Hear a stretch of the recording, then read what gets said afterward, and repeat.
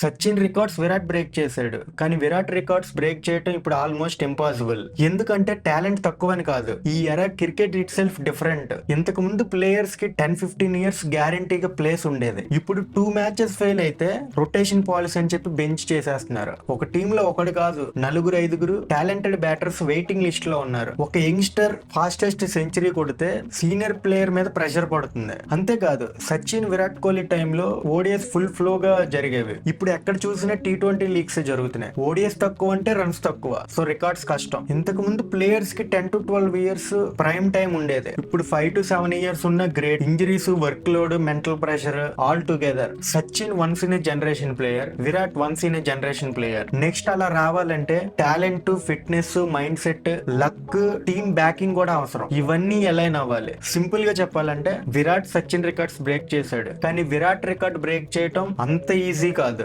Next to impossible. మీరేమనుకుంటున్నారు? Next goat possible? Comments లో చెప్పండి. Follow for more cricket psychology.